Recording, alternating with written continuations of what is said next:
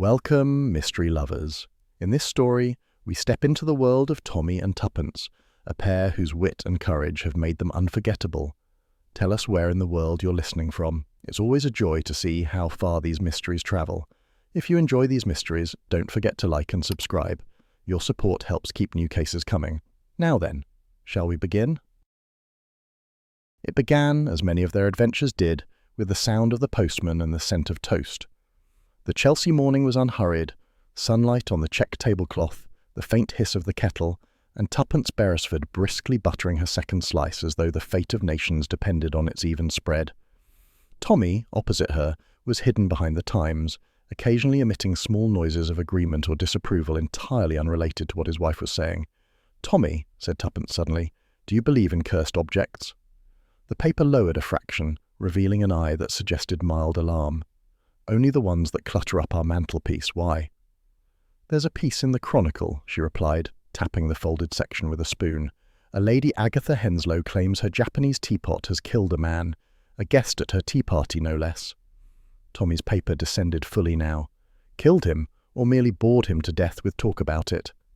"She insists it's cursed, but the police called it a heart attack. I can't help thinking there's more to it. Tea and tragedy rarely occur without human assistance." He folded the paper neatly. "You mean to say you'd like to investigate?" "Purely from sociological interest," said Tuppence, buttering again with vigour. "One learns a lot about character from the way people serve tea." Before Tommy could offer a philosophical reply, the doorbell rang. Albert, their stalwart manservant, appeared moments later with a calling card on a tray. "Lady Agatha Henslow to see you, madam." Tuppence's eyebrows shot up. "Well, speak of the devil and she sends her card in advance." Lady Agatha entered like a gust of perfumed anxiety, elegant, composed, yet with eyes that darted as if fearing unseen calamities. Her hat was fashionable, her gloves immaculate, but her hands trembled when she unbuttoned them. "Mr. and Mrs. Beresford," she began, with a fluttering smile that didn't quite land. "Forgive this intrusion. I was told you. Assist people. Quietly." Tommy gestured toward the armchair. "We've been known to help a soul or two, though the definition of quietly varies depending on who's talking." She sat, back straight, voice lowered. "It's about the death of Mr. George Bristow. He died last week during my tea at Henslow Manor.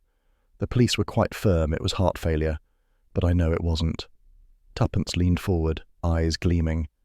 "And what makes you so certain, Lady Agatha?" "There was something wrong with the teapot." Her voice trembled. "An iron Japanese piece my husband brought back from the East. It's said to bring misfortune if misused. I laughed at the superstition. Until that day." Tommy folded his arms. "Superstition rarely pours the tea, Lady Agatha. What exactly happened?" She described the scene, the afternoon calm, the scent of Darjeeling, the laughter dying when Mr. Bristow clutched his chest and fell. There'd been no sign of distress beforehand, no quarrel, nothing. But Lady Agatha had noticed a faint metallic taste when she drank from her cup. Later, the teapot's lid was warm to the touch, too warm, though the tea had long since cooled. As she spoke, the sunlight dimmed slightly through the lace curtains, as if the room itself grew curious. Tommy exchanged a look with Tuppence. "Who else was present?" "Colonel Henshaw, my late husband's old friend, my niece Evelyn, her fiancé, Mr. Raymond Potticary, Dr. James Latham, our local physician, and my companion, Miss Burns, all dear acquaintances." "And Mr. Bristow?" Her eyes hardened faintly. "An old business associate of my husband's. He had been pressing me to sell some family shares. A most unpleasant man, smug, insinuating, but I'd never have wished him dead." Tuppence asked gently, "And the police found nothing suspicious?" "Nothing. They barely examined the teapot. I suppose they thought me hysterical." "Most men do," murmured Tuppence. Tommy smiled faintly but stayed businesslike. "You'd like us to come down to Henslow Manor, then?" "If you would. I can offer accommodation, of course." Tuppence clasped her hands with deliberate brightness. "We'd be delighted. A weekend in the country, surrounded by possibly homicidal tea drinkers. It sounds restorative." Lady Agatha didn't quite smile. "You think me fanciful, but that teapot has always been peculiar. My husband bought it in Singapore in '27. The dealer warned it was for honourable ceremonies only. I thought it charming nonsense. Most dangerous things are, said Tuppence softly. When their visitor had gone, leaving behind a faint trail of lavender and unease, Tommy wandered to the window. Outside, the street hummed with the ordinary. A newspaper boy shouting headlines, a taxi honking impatiently. Inside, the air held the ghost of a story yet untold. Well, he said, it's not every morning we're offered tea and potential murder before breakfast. She's frightened, said Tuppence, watching the departing motor car. Not merely guilty or theatrical, frightened, of something she can't name. Tommy turned. You think there's really a case? I think, said Tuppence, that human nature doesn't need curses to do mischief, but sometimes superstition makes an excellent disguise. He regarded her with affection tinged with resignation. You're itching to go, aren't you? She tilted her head. Wouldn't you like a change from post-war ennui? You've been reading the financial pages as if expecting adventure to appear in the stock listings. Tommy laughed, conceding, All right, pack your sensible shoes and your least sensible hat. Done. I shall also bring my teacup, just in case. Superstitious now. Prepared, she said crisply. There's a difference. They spent the rest of the afternoon preparing, Tommy writing to an old contact at Scotland Yard for information on George Bristow, Tuppence assembling her travel case with the precision of a field marshal. She tucked in a notebook labelled Observations and Oddities, a fountain pen, and a small magnifying glass that had once belonged to a minor cousin and self-declared psychic. By late evening, the train tickets lay upon the mantel. Tuppence sat by the fire, chin propped on her hand, the newspaper clipping beside her. Imagine, she mused, a household so polite that even murder comes served with sugar and cream. Tommy looked up from his packing. You've already decided it was murder. She smiled faintly. If it isn't, I'll eat my hat. The sensible one, not the other. He crossed to her, taking up the clipping. Iron teapot. Japanese. Poison or panic, one of the two. I'll wager you a week's breakfast dishes that it's not poison. And I'll wager the same that it is, and that the motive's as English as afternoon tea, he grinned. Meaning? Money, reputation, or love. Those are the only ingredients ever missing from a proper murder. The mantel clock chimed softly, marking the hour. Outside, the lamplighter passed their window, tipping his hat to the dusk. Tommy poured himself a modest brandy and raised it toward her. To tea and trouble, then. Tuppence clinked her teacup against the glass. And to curiosity, the most dangerous beverage of all. The flame in the hearth flickered, casting brief shadows that danced like secrets upon the walls. Beyond them, the city murmured, indifferent to the mysteries brewing in its quieter corners. Tomorrow would bring country lanes, genteel drawing rooms, and perhaps, if Tuppence's instincts proved right, one very inconvenient truth hidden at the bottom of a teacup. The next morning dawned bright and brisk. By mid-afternoon, their hired motor car was turning through wrought-iron gates that gleamed like black ribbons in the sun. The motor car turned through wrought-iron gates that gleamed like black ribbons in the sun. A gravel drive wound toward a manor that seemed to grow larger the closer one looked, all gables and shadowed windows, its ivy too deliberate to be wild, its silence too rehearsed to be peace. Tuppence, peering through her gloves at the approaching facade, murmured, "Picturesque," in the way that snakes are picturesque when coiled neatly in a basket. Tommy grinned. And here I was, expecting scones and civility. They rolled to a stop before a grand door, already opening to reveal a butler, whose very posture exuded disapproval. He bowed stiffly. "Lady Agatha awaits you in the drawing-room. Your luggage will be seen to." The moment they crossed the threshold, Tuppence felt it, that faint electricity in the air that belongs to places where too many people think too many things unsaid. The hall smelled of polish and lilac water. Portraits of solemn Henslows watched from gilt frames as if to remind visitors that good breeding forgave nothing. Lady Agatha rose from a chaise when they entered, her relief visible in the small exhale that escaped her. "You came. How kind." "Curiosity is our downfall," said Tuppence lightly. Introductions followed. Evelyn, the niece, pale, pretty, with the fluttering nervousness of a bird that's already flown into one too many windows. Colonel Henshaw, all moustache and military bearing, stood by the fireplace with his legs braced like a man prepared for siege. Raymond Potticary, The artistic fiancé lounged with a careless elegance that seemed to irritate everyone equally. Dr. Latham, tall, spare, and unsmiling, hovered near the sideboard polishing his spectacles, though they were spotless. Lady Agatha poured tea with mechanical precision, her hand steady but her gaze elsewhere. "You must forgive the atmosphere. We've all been unsettled." "Tragic business," murmured the Colonel. "Poor Bristow, dropped like a stone. Doctor did what he could." "I did everything possible," said Dr. Latham shortly. "A heart gives out, it gives out. Nothing supernatural about that." "No," Tuppence agreed pleasantly, "but superstition does seem to make death more conversational."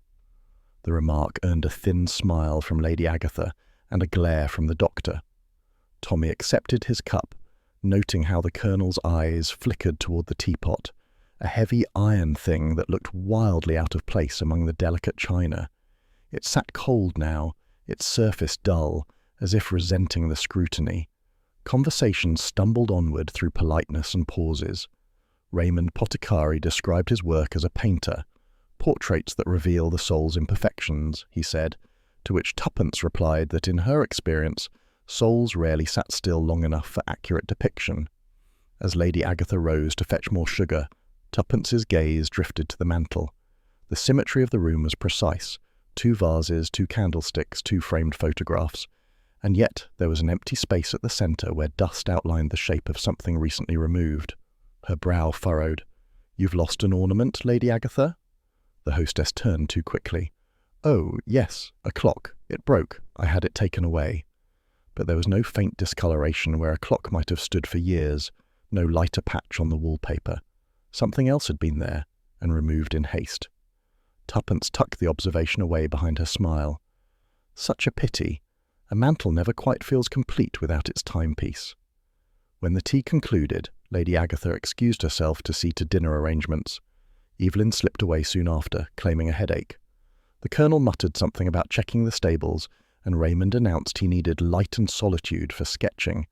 That left Tommy and Tuppence momentarily alone. "Well," he said under his breath, "they're a cheerful lot." "They're terrified," said Tuppence softly, "and not of us." As they moved toward the window, something crunched faintly beneath her heel. She glanced down.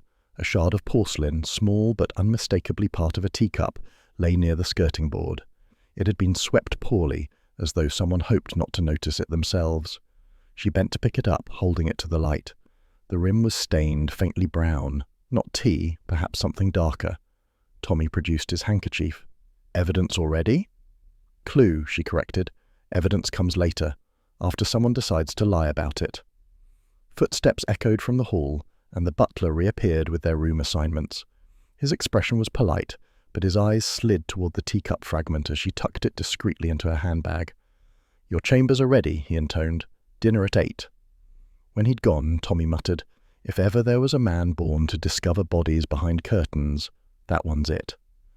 Upstairs, their adjoining rooms were comfortable but impersonal, the kind of English refinement that smothered warmth with brocade. A single vase of carnations sat by the window, their scent faintly medicinal. As Tuppence unpacked, Tommy wandered about, tapping surfaces, inspecting furniture with the easy curiosity that had once infuriated Scotland Yard inspectors. "Notice anything peculiar?" she asked. "Yes, every sound carries. Doors here have thinner secrets than their owners." She smiled faintly. "Then perhaps someone will talk if we listen." A soft knock interrupted them. Evelyn stood at the door, hands clasped, eyes darting nervously down the corridor. "Mrs. Beresford," she whispered, "please don't think me impertinent. I only wanted to say, my aunt shouldn't have brought you here." Tuppence tilted her head. "Oh? And why is that?" "Because you'll only stir it up again. Things are better left quiet." "Death rarely improves with silence," Tuppence said gently. "Did you know Mr. Bristow well?" The girl hesitated. "He was often unpleasant, but he didn't deserve—" She bit her lip. "I mustn't say more." "Of course not," said Tuppence kindly. "Good night, Miss Evelyn." When the girl had gone, Tommy exhaled. "Better left quiet. That's practically an invitation." "Quite," said Tuppence. "And did you notice?" She said again. "Meaning it's been stirred before." "Exactly." Dinner that evening was an exercise in strained courtesy. Silver gleamed, conversation stumbled, and the servants moved like ghosts rehearsing old choreography. The Colonel told a story about a tiger in Rangoon that no one found amusing. Raymond drank too quickly. Dr. Latham spoke only to criticize the soup. Lady Agatha maintained her hostess's poise, but Tuppence caught her fingers trembling when the butler refilled her glass. The iron teapot had been placed on the sideboard, away from the candle's glow, its shape a dark punctuation mark at the edge of sight. After the meal, coffee was served in the drawing-room. Tommy, feigning interest in a landscape painting, whispered, "If guilt could light candles, this place would burn down by midnight." Tuppence nodded absently. Her attention had shifted to the fireplace again. That empty space on the mantel called to her like a missing note in a tune. Something vital had been removed, perhaps a photograph, perhaps an object linking someone to the dead man. Colonel Henshaw caught her glance and spoke sharply. "Something the matter, Mrs. Beresford?" She smiled sweetly. "Only admiring your taste, Colonel. I find a room's character reveals its owner." "Then I should think this room speaks well enough," he said stiffly. "Oh, it does," she murmured, "though perhaps not quite as it once did." He frowned but said nothing more. Later, as the household drifted toward bed, Tuppence lingered a moment longer. She felt the warmth of the dying fire against her hands and heard the soft tick of a clock elsewhere in the house. But not here, not on this mantel. She turned to Tommy. "There's something missing," she said softly. "There's quite a lot missing, my dear. Honesty for a start." "Perhaps," she said, eyes narrowing toward the cold teapot. "But we'll begin with the smaller absences. The rest will follow." Outside, a nightingale began to sing, pure, tremulous, oddly at odds with the heavy silence inside. The song drifted through the window like a reminder that beauty and deceit often share the same air. Tuppence closed the curtains gently. "Tomorrow," she murmured, "we start asking questions, and I'd wager the first answer we get will be the most dishonest." Tommy extinguished the lamp. "Splendid. I do like an economical case." In the darkness the house exhaled, wood creaking, wind murmuring through gaps, and somewhere, faintly, something metallic shifted. Perhaps it was only the teapot cooling, or perhaps, Tuppence thought as she closed her eyes, it was the sound of secrets resettling themselves, waiting for morning. "Tell me, Colonel," said Tommy in his most affable tone, "what do you make of coincidence?" The Colonel, whose moustache seemed to bristle at the word alone, replied stiffly, "Never trusted the stuff. Coincidence is what lazy men call bad planning." Tommy smiled as though complimented. "Then we agree. There's nothing coincidental about a man dying in your hostess's drawing-room, in mid-afternoon, after sipping from her favourite teapot." The Colonel harumphed. "Heart failure," I told the inspector. "Nothing more sinister than an overfed banker and the English climate." From her seat by the window, Tuppence watched them like a cat watching a parrot, alert, silent, amused. The morning sunlight glowed through the drapes, glancing off the polished surfaces, brass ornaments, framed miniatures, and the iron teapot now sitting cold on a sideboard under a linen cover, as though in shame. The house, despite its grandeur, had the brittle air of people forced into civility when what they truly desired was silence. "Your service record was with the 19th Burmese Rifles, wasn't it?" Tommy asked lightly. The Colonel eyed him sharply. "Yes, glorious years, though nothing to do with this nonsense." "Except," Tommy said, "that the teapot was purchased in Burma, or so Lady Agatha mentioned." "Singapore," the Colonel corrected, "and if you're implying that I brought her that cursed thing—" "Nothing of the sort," said Tommy, lifting a placating hand. "I merely wondered how the object travelled from east to west. Items with histories often collect stories and, sometimes, trouble."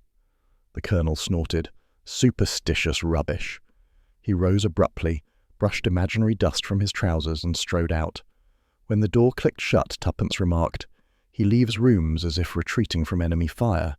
Interesting reflex." Tommy grinned. "You disapprove?" "I never disapprove of useful tempers, only wasted ones." She stood, smoothing her skirt. "I'll have a word with the staff. Servants notice everything, provided you don't remind them they've noticed." The servants' wing at Henslow Manor smelled faintly of starch and boiled vegetables. Tuppence found the housemaid Elsie polishing silver in the pantry, a girl of 19 with quick eyes and the nervous hands of one used to being scolded. "Pretty work," said Tuppence approvingly. "That candlestick could signal ships at sea." Elsie flushed. "Thank you, ma'am." "I wonder," said Tuppence, "did you happen to see anything unusual the day Mr. Bristow passed?" The girl hesitated. "I weren't in the room, ma'am. We don't serve during tea when it's private." "Of course, but one always hears things through doors. Laughter, quarrels, footsteps." Elsie's fingers slowed. "There was a quarrel, I think, before the tea. Mr. Bristow and the Colonel. Voices raised." "What about Lady Agatha?" "She was upset afterward. Sent me to fetch the teapot from the dining room to the drawing room." "You carried it yourself?" "Yes, ma'am." Tuppence's tone remained light. "Heavy thing, isn't it? Iron." Elsie nodded. "I near dropped it. Funny smell, too. Sort of metal and medicine. I wiped it after, but—" She stopped, realizing she'd said too much. "Beg pardon, ma'am. I've work to finish." Tuppence smiled kindly. "You've been very helpful. I'm dreadfully clumsy with silver myself. You'd despair if you saw my spoons." As she left, she caught sight of the butler at the far end of the corridor, watching her with eyes that gave away nothing. In the drawing-room, Tommy was taking notes in a small pocket-book while Lady Agatha paced before the fire. "I feel I've dragged you into madness," she said. "The doctor insists on his verdict. The Colonel glowers. My niece refuses to speak. And I simply can't live under this roof believing a man died here unjustly." Tuppence re-entered, setting her gloves on the table. "You may be quite right to distrust appearances, Lady Agatha. May I ask, who poured the tea that afternoon?" The hostess blinked. "Why, I did, of course, as always." "Entirely yourself? No one assisted?" "Well, Mr. Bristow refilled his cup once, I think. Or perhaps it was the Colonel. Oh, I can't remember." Her hand went to her forehead. "It's all a blur." Tommy said gently, "Then who carried the pot into the room?"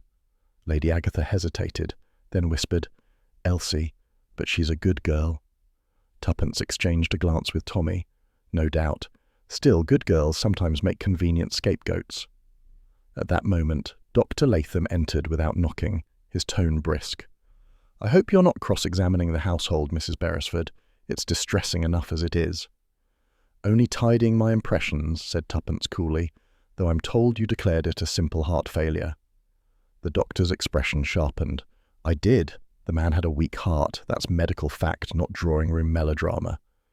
"Of course," she murmured, "though melodrama and medicine have been known to share the same audience." Tommy interjected smoothly. "We appreciate your expertise, Doctor. Did you examine the teacup?" "Certainly not. Why would I?" Tuppence smiled faintly. "A pity. Cups, I find, are surprisingly eloquent witnesses." Latham's jaw tightened. "If you'll excuse me, I have patients in the village who value their lives over gossip." He left as abruptly as he'd entered. When the echo of his footsteps died, Lady Agatha's composure crumbled. "You see, they all think me mad, but I tell you, there's evil in that teapot." Tommy rose, offering her his handkerchief. "Evil comes in many shapes, Lady Agatha. Sometimes it simply wears a human face." Later that afternoon, Tuppence found Evelyn sitting in the garden, sketching listlessly among the rose-beds. The air carried the faint scent of damp soil and lilac. "Lovely spot," Tuppence said, settling beside her. "You draw beautifully." The girl smiled faintly. "It passes the time." "Tell me," said Tuppence, "do you recall who sat nearest Mr. Bristow at tea?" Evelyn hesitated, pencil poised. "Uncle Henshaw, I think. An aunt beside him. Mr. Bristow was teasing everyone, as usual. He made remarks about Singapore, about money owed, about things best forgotten." "Things best forgotten," Tuppence echoed. "You sound as if he knew more than was comfortable." Evelyn's face paled. "He did. About everyone. Aunt especially. He said he had papers, letters. I told her to burn them, but she said that would only prove they were genuine." "Letters from her husband?" The girl's silence was answer enough. Tuppence's voice softened. "You needn't worry. Truth has a habit of surfacing, usually at the least convenient time." When she returned indoors, Tommy was at the desk in the study, arranging his notes. "Well?" he asked. "She's frightened, but not of discovery, of exposure. Bristow was blackmailing someone." Tommy nodded thoughtfully. That fits. The Colonel's temper, the doctor's irritation, the niece's nerves, all under one common strain. And Lady Agatha's guilt, Tuppence added, whether for silence or something worse remains to be seen. Tommy flipped through his notes.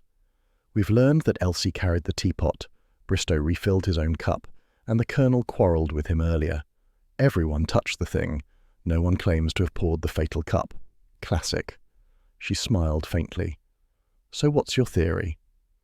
Mine? Simple. The Colonel lost his temper and dosed the cup with something unpleasant. Tuppence raised an eyebrow. Too obvious, and too tidy. The Colonel's temper is explosive, but poison requires patience and a steady hand. Then who? Whoever needed Bristow silent but still respectable in death. Someone who knew his health, his habits, and his weakness for flattery. Tommy looked up sharply. Lady Agatha. Possibly, said Tuppence, or possibly someone who loves her enough to kill for her. He tapped his pencil against the notebook. I'll continue my interviews in the morning. Meanwhile, what's that? She handed him the small shard she'd kept from the previous day. A piece of the cup, found under the skirting board. He examined it. You think it's important? I think it's inconvenient, which usually means it's important. The clock on the mantel ticked quietly. Beyond the window, the garden shimmered in late afternoon gold, as though the house itself tried to look innocent. Tommy set down the shard. All right, Tuppence. Tomorrow we test your theory. But if that teapot starts cursing us, I'm switching to coffee permanently. She laughed softly. You'd only poison yourself with sugar, dear. The Englishman's slow suicide. He grinned, closing his notebook. To be continued, then. The house is beginning to talk. And I, said Tuppence, gazing toward the corridor where shadows lengthened, mean to listen very carefully indeed. By the next afternoon, the Beresfords had secured permission to examine the iron teapot in the library. Do you suppose, Tuppence said thoughtfully, that it minds being handled? Tommy looked up from the desk where the iron teapot rested between them, its dull sheen absorbing the lamplight rather than reflecting it. If teapots have opinions, I'd rather not hear them before lunch. The library at Henslow Manor was a sanctuary of dust and leather. The scent of aged paper mixed with the faint tang of polish and, curiously, something else, metal and bitterness. The windows stood high and narrow, the light filtered through heavy curtains that dulled the afternoon into a perpetual twilight. Tuppence traced a finger along the lid. There's a story here, Tommy. Not just of murder, of taste. The engraving is Japanese, but the design's colonial. Look, the dragon coils round a chrysanthemum. He bent closer. The national flower of Japan. Indeed. And the dragon, a symbol of power and guardianship. Perhaps this teapot guarded something too, though badly it seems. Tommy grinned faintly. Guardianship gone wrong, rather like us at bridge that night in Bournemouth. Tuppence ignored him. She lifted the lid. Inside, a faint metallic scent still lingered, sharper than stale tea. She frowned. That's not tannin. It's as though the metal itself has a taste. Digitalis, Tommy murmured, or so the chemist claims. Yes, she said, replacing the lid carefully. And yet, no one remembers who filled the pot. No one remembers anything, apparently. It's remarkable how quickly memory fades when guilt is invited to tea. Earlier that morning, Tommy had taken the teapot into the village under the guise of having it cleaned. In truth, he'd called on Mr. Forsyth, the local chemist, a man who prided himself on knowing every tincture and tonic in 3 counties. Forsyth, a neat man with spectacles that magnified his eyebrows into small hedgerows, had sniffed, prodded, and tinkered over the teapot's residue with quiet enthusiasm. Digitalis, without doubt, he'd declared, holding up a faintly greenish residue on a slide. Crude but effective. Dose would depend on quantity consumed, enough to still the heart within minutes, if the victim were predisposed. And how, precisely, Tommy had asked, might such a thing find its way into an afternoon beverage? Easily, my dear sir. Powdered leaf, dissolved in liquid, tastes faintly bitter, but disappears beneath strong tea. I sell digitalis occasionally for heart conditions, but only under strict prescription. Of course, Forsyth had smiled with delicate relish. Not everyone keeps to the proper channels. Tommy thanked him, tipped him discreetly, and left with the teapot wrapped in brown paper. On the walk back, the birds had seemed to quiet as he passed, or perhaps that was imagination. Now, back in the manor's hush, Tuppence regarded him with that quick intuition that made her a better detective than she'd ever admit. "You've confirmed it, then?" Confirmed and classified. Someone poisoned the tea. Deliberately? Well, no one trips and accidentally adds foxglove to the pot. She nodded. Then we have murder, Tommy. Yes. Though the problem with polite murder is it behaves itself so well. No knife, no gunshot, no dramatic confession, just a bit of chemistry and an overfull teacup. She smiled, but her eyes were grave. Poison loves manners, Tommy. They keep it tidy. He leaned back, regarding her. That's one for your memoirs. Memoirs? When you decide to abandon me for literature. She laughed quietly. Oh, I'd only write about the bits you miss. The library door opened suddenly. Lady Agatha entered, pale but composed, her pearls trembling slightly at her throat. You've been examining it again, she said, eyeing the teapot as one might a coiled snake. Yes, said Tommy mildly. It's quite the conversationalist. Lady Agatha gave a small, humourless laugh. I can't bear the sight of it. I should have had it thrown into the lake. Tempting, said Tuppence, but lakes are very poor at keeping secrets. They only hold them until the right kind of curiosity comes along. Lady Agatha hesitated. Did you find anything? Tommy exchanged a glance with Tuppence. A few interesting details, enough to suggest that Mr. Bristow's death wasn't entirely accidental. Her hand flew to her mouth. You mean? We mean, Tuppence said gently, that the teapot may not have been the only thing steeped that afternoon. Lady Agatha sank into a nearby chair, trembling. I told them it was evil. Objects rarely are, Tuppence murmured. But people, that's another matter. A silence fell. Somewhere in the distance a clock struck 11. The sound seemed too loud for the room. Lady Agatha lifted her head. I remember something now. When I left the room to fetch more cream, the Colonel was pouring himself another cup. Or was it Bristow? Oh, I can't be sure. Was anyone else present? Yes, Evelyn, sketching by the window. The doctor came in shortly after, but I don't recall what he did. I was trying to stop Bristow from talking about those dreadful letters. Letters? Said Tommy. Her eyes darted to him. He claimed to possess correspondence between my late husband and another woman. He threatened to show them to the Colonel unless I sold certain shares. Tuppence exchanged a look with Tommy. So the motive for blackmail was money, or perhaps reputation. Lady Agatha whispered, You think I killed him? No, said Tuppence softly, but I think you were frightened enough that someone might have done it for you. The older woman rose abruptly. I can't endure this talk. Please, keep that dreadful thing locked away. As she hurried out, the faint click of her heels faded down the corridor. Tommy exhaled. Letters, blackmail, poison. We've got all the ingredients of a perfect English scandal. Except, said Tuppence, the teaspoon. He blinked. The what? She gestured toward the sideboard. I asked Albert to fetch the tea things for comparison. Every cup and saucer accounted for. Every spoon, except one. Tommy frowned. You're suggesting the teaspoon was used to administer the poison? Or to stir it in, she said, and then conveniently vanished. Elsie claims she cleaned the service afterward, but she's an honest girl. I think she truly never saw it again, which means someone removed it before the police arrived. Tommy rubbed his chin.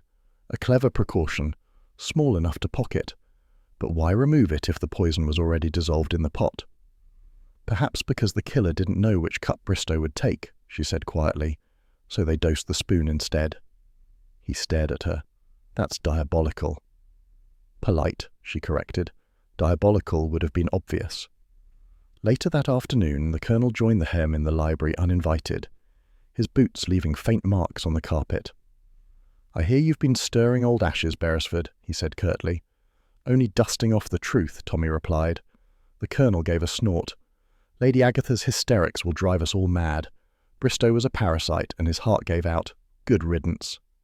Still, said Tuppence, it's curious, isn't it, that his heart should give out just as he was threatening half the household. The Colonel's eyes narrowed. You think one of us? I think everyone in this house wishes the past would stay politely dead, Tuppence said. Unfortunately, the past never takes instruction. He glared, then turned abruptly on his heel. "You're wasting your time. Some things are better forgotten." When he'd gone, Tommy said, "He's hiding something." "Of course he is," said Tuppence. "The only question is whether it's guilt or decency." Evening descended with the quiet inevitability of habit. Dinner passed under a pall of civility, every smile brittle, every word chosen with surgical restraint. The teapot did not appear, yet its absence hung heavier than its presence ever had. As the household dispersed, Tuppence lingered by the fire. "Tommy," she said softly, "have you noticed that the longer we stay, the quieter this house becomes?" He nodded. "As though it's listening." She picked up her notebook. "Then let's give it something to overhear. Tomorrow we announce we've discovered the truth and see who flinches." He smiled grimly. "And tonight?" "Tonight," she said, "we think about the teaspoon, because somewhere in this very proper house, someone is trying very hard to pretend it never existed."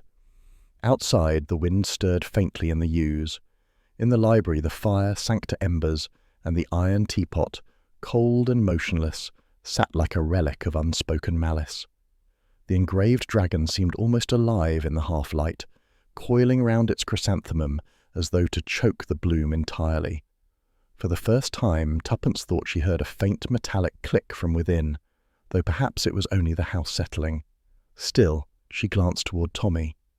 "Do you suppose," she said softly, "that objects remember what people forget?" He smiled without humour.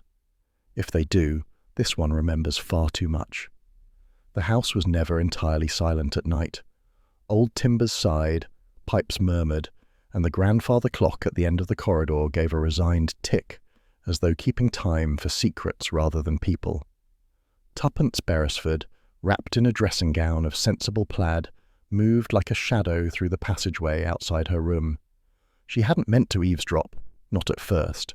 But when one inhabits a house where conversation dies whenever one enters a room, curiosity becomes as natural as breathing. The faint hum of voices came from the half-open door of the morning room below, where a streak of lamplight painted a thin line across the carpeted landing. Tuppence leaned against the banister, her ear tilted just enough. It wasn't supposed to happen. The voice, unmistakably Evelyn's, cracked on the word. A lower murmur replied, taut and measured. "You knew what you were doing, Evelyn. You can't wash your hands now." The doctor, Latham, his tone had the precise chill of a man used to cutting deeper than skin. "I only meant to frighten him," Evelyn whispered. "He'd been tormenting Aunt Agatha for months. Those horrid letters, the threats. And you thought a little drama would solve it. You might as well have handed him the poison yourself." There was a sharp sound, a stifled sob, or perhaps the clink of glass. "I didn't know he'd drink from that cup," she said. "I only swapped them because he always took the largest one." Tuppence froze. Swapped cups, but that didn't fit the evidence. The poison had been in the pot, not confined to a single cup. At least that's what the chemist's analysis suggested, unless the girl was lying or protecting someone else. Dr. Latham's voice grew hard. "You've already said too much. For your own sake, keep your mouth shut. If this comes out, it won't just be scandal. It'll be ruin." There was the creak of a chair. "You're heartless," Evelyn whispered. "On the contrary," he said, and Tuppence could almost hear the grim smile in his voice. "I'm a doctor. I know what hearts are for, and how easily they stop." Tuppence slipped back from the railing, her pulse quickening. Whatever sympathy she'd felt for the nervous niece earlier had just been complicated by guilt and a whiff of manipulation. She retreated down the hall, the soft carpet swallowing her footsteps. Tommy would be awake, she thought. He always was when something interesting happened after dark. She knocked once on the adjoining door and entered. He was sitting up in bed, spectacles perched on his nose, reading a book entitled The Psychology of Crime by someone who had clearly never met a criminal in their life. "Well," he said, not looking up. "You've either discovered the murderer or Fritz has brought up hot cocoa." Tuppence sat on the edge of his bed. "Neither, but I did overhear our sweet Evelyn and Dr. Latham discussing murder like two characters in a provincial melodrama." He lowered the book. "Details?" "She says she meant only to frighten Bristow, that she swapped cups." Tommy frowned. "But that doesn't align with the chemist's report. The poison was in the pot. Exactly. Either she's lying or she doesn't know the truth herself. Latham, on the other hand, sounded remarkably composed, too composed for someone facing possible scandal. Doctors usually are, Tommy said dryly. They get paid to deliver bad news politely. Tuppence crossed her arms. He told her to keep quiet for her own sake. That's not medical advice, that's collusion. He set the book aside. Then tomorrow, my dear, we'll start with Latham. I'll pay him a visit in his surgery. But tonight, he paused, his expression shifting. I've a small project of my own. She raised an eyebrow. Do tell. I noticed something odd in the study earlier. A bureau that's kept locked. The kind of lock that practically invites inspection. Tuppence smiled. You're planning to snoop? Research, he corrected solemnly, entirely in the interests of justice. 10 minutes later, the study door clicked shut behind them. The room was faintly illuminated by moonlight slanting through half-drawn curtains. Dust motes floated like pale ghosts in the air. The great desk dominated the centre, but Tommy's attention went straight to the mahogany bureau by the wall. Its brass keyhole gleamed like a conspirator's eye. He produced a small penknife, the sort of implement one never admits to carrying, and knelt. Honestly, Tommy, Tuppence whispered, you were meant for burglary. Not at all, he murmured. I'm simply gifted at domestic improvisation. A soft click rewarded his efforts. The top drawer slid open with a sigh. Inside lay a stack of envelopes bound by a faded ribbon. The top one, addressed in an untidy hand, bore the name Sir Arthur Henslow, Lady Agatha's late husband. Letters, Tuppence breathed. From Bristow? Tommy nodded, scanning the first. The tone was unmistakable, insinuating, oily, half-friendly, half-threatening. My dear Arthur, I trust the little matter of the Singapore accounts remains private between us. The Colonel may suspect, but without proof he can do nothing. Tuppence's mouth tightened. So Bristow knew about financial impropriety, wartime profiteering. Perhaps. And when Arthur died, those letters became a weapon. Tommy folded it carefully. Which he used to bleed Lady Agatha, no doubt. A tidy form of blackmail. Then Evelyn's confession makes sense. She might have known and acted to protect her aunt. Except her method doesn't, Tommy said. If she merely swapped cups, why is digitalis in the pot? He opened another drawer. This one contained ledgers, account books, and, most tellingly, a small box of blank prescription pads bearing Dr. Latham's name. Well, well, Tommy murmured. Our good doctor seems to have left his stationery behind. Tuppence leaned closer. Digitalis requires a prescription, doesn't it? Indeed, and forgery requires nerve. They exchanged a glance that conveyed equal parts triumph and unease. Tommy closed the bureau quietly. We'll put these back for now. If we accuse too early, we'll only alert the guilty party. Agreed, said Tuppence, but we've enough to rattle someone, and rattling is always productive. As they turned to leave, a board creaked behind them. Tuppence froze. The door was ajar. In the dim light, a figure lingered at the threshold, small, motionless. Evelyn? Tuppence whispered. But it was Lady Agatha. Her expression was unreadable, pale face framed in the glow from the corridor. What are you doing in here? She asked softly. Tommy straightened, adopting his most benign smile. I couldn't sleep. Thought a stroll among your late husband's account books might soothe the nerves. For a moment her composure flickered, then she sighed. You're not the first to seek answers in this room. I should have destroyed those letters long ago. They've poisoned more than one life. Poison, Tuppence repeated evenly. A word we've been hearing often. Lady Agatha flinched. You think I think, said Tuppence, that everyone under this roof has something to lose. The older woman's eyes glistened. He was cruel, Mrs. Beresford. George Bristow. He deserved... She stopped herself, pressing a handkerchief to her lips. I mustn't say that.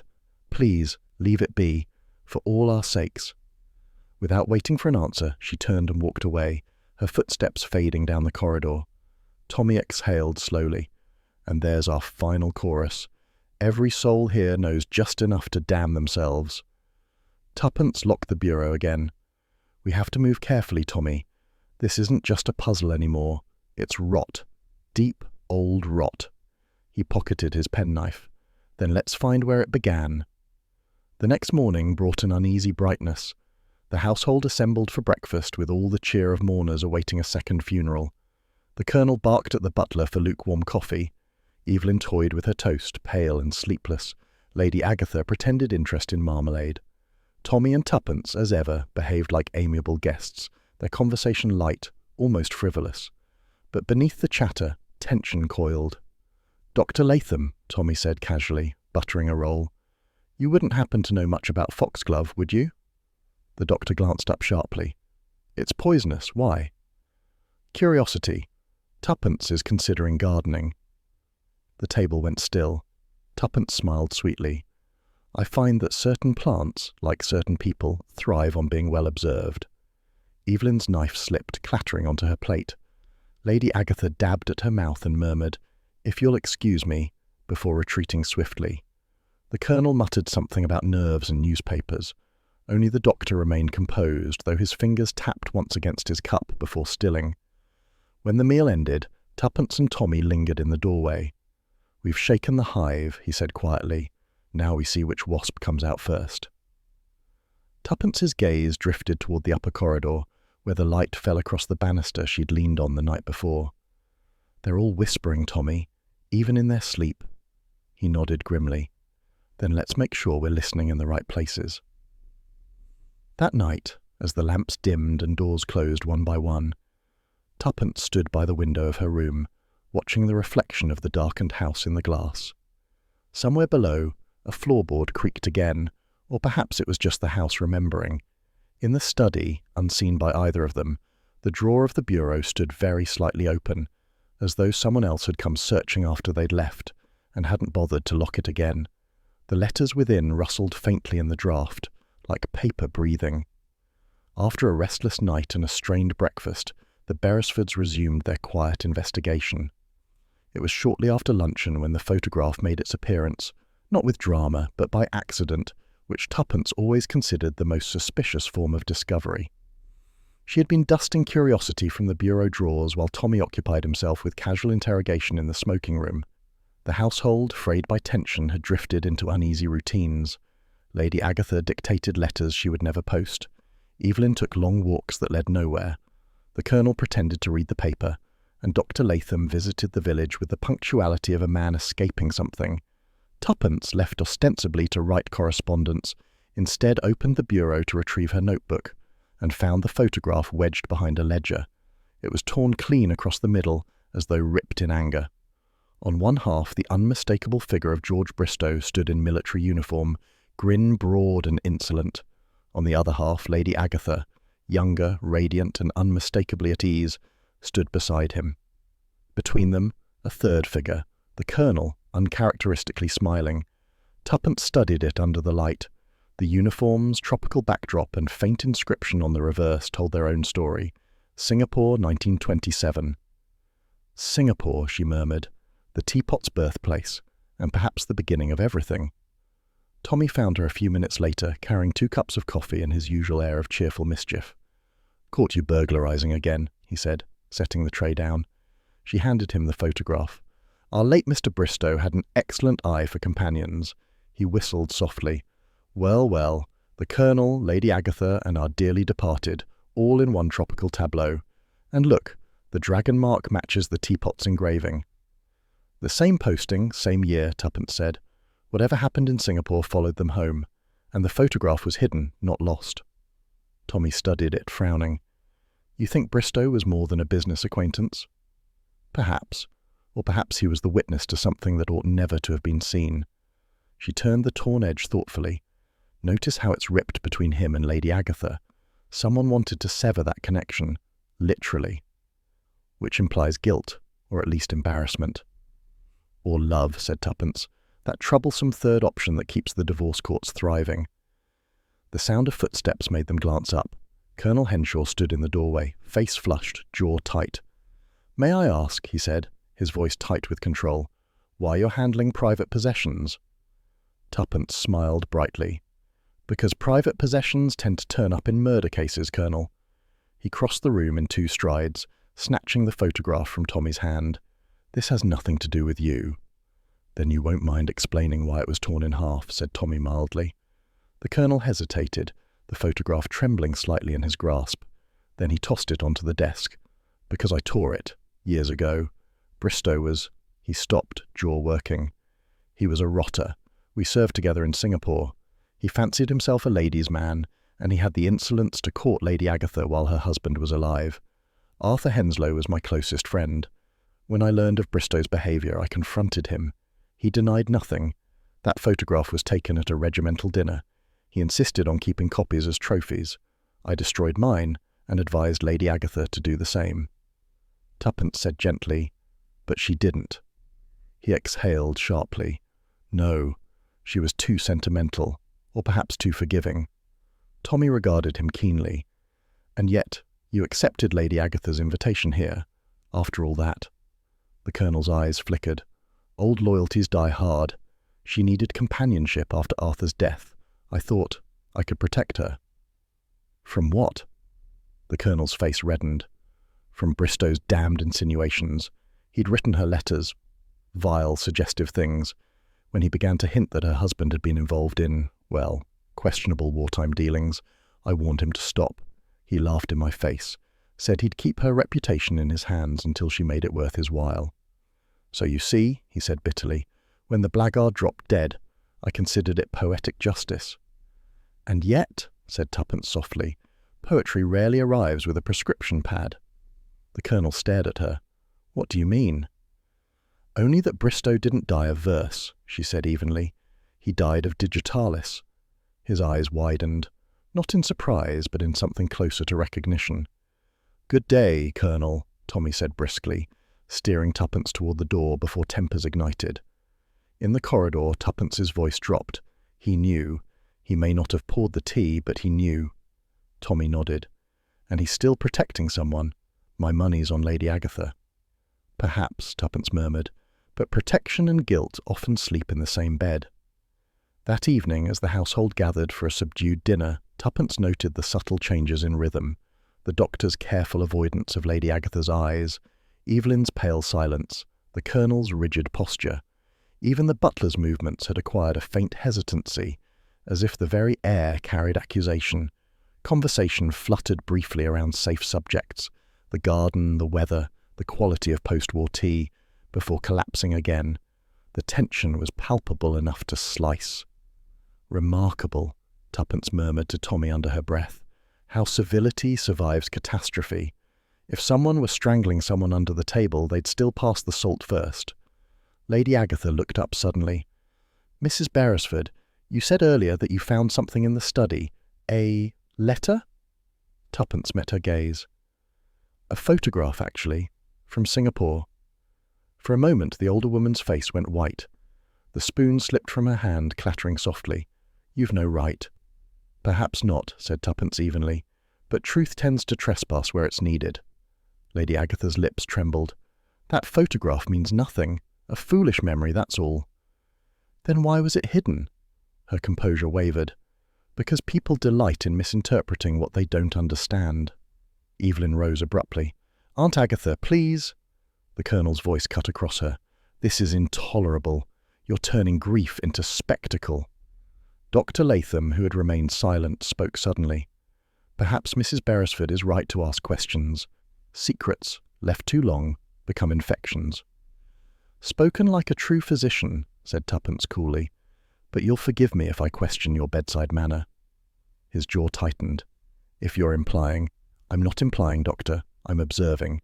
And what I observe is that you've been very careful not to mention your friendship with Mr. Bristow." The doctor's eyes flashed. "Friendship? I tolerated him. He was a patient once, treated for angina. Digitalis was prescribed then. I saw him after his recovery. He was his usual insufferable self." "So you had access to the drug," Tommy said quietly. Latham's smile was brittle. "So do half the doctors in England. Are you suggesting I poisoned him for the pleasure of paperwork?" "No," said Tuppence. "For someone else's peace of mind, perhaps." He stood abruptly. "This conversation has gone far enough." "Agreed," said the Colonel darkly. "Unless you intend to accuse every guest in this house, Mrs. Beresford, I suggest you confine your curiosity." Tommy's tone was mild. "Curiosity, Colonel, is the only thing that ever solved a crime, or prevented one. He rose, nodding courteously to Lady Agatha.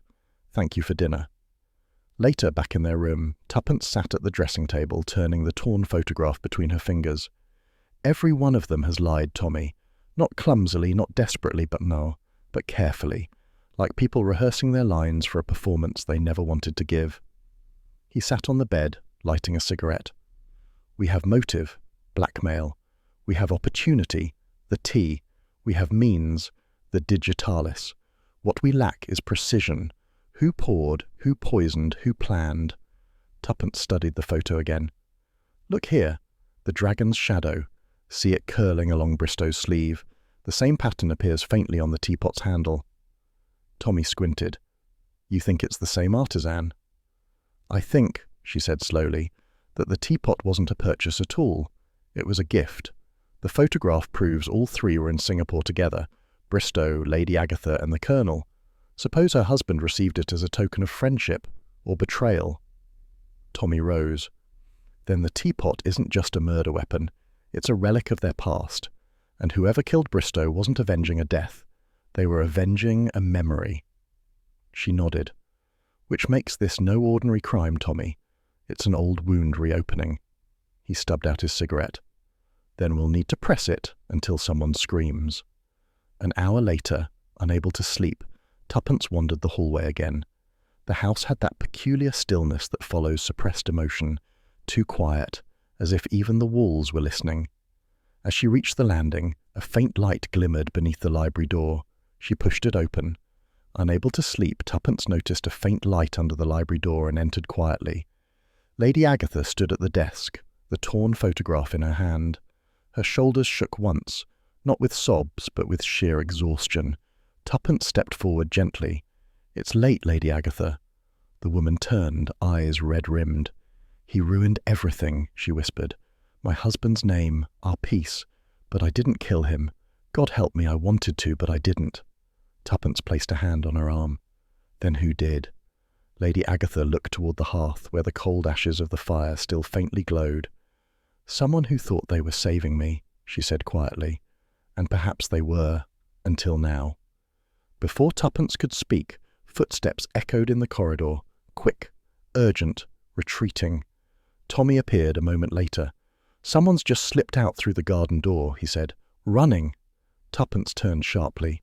"Then whoever killed Bristow isn't finished yet." She looked back at the photograph on the desk, the dragon, the chrysanthemum, the three smiling faces, and felt for the first time the full weight of the past pressing against the present. The teapot's tale, it seemed, was not done being told. Morning arrived brittle and colourless, the kind of light that exposes everything and forgives nothing.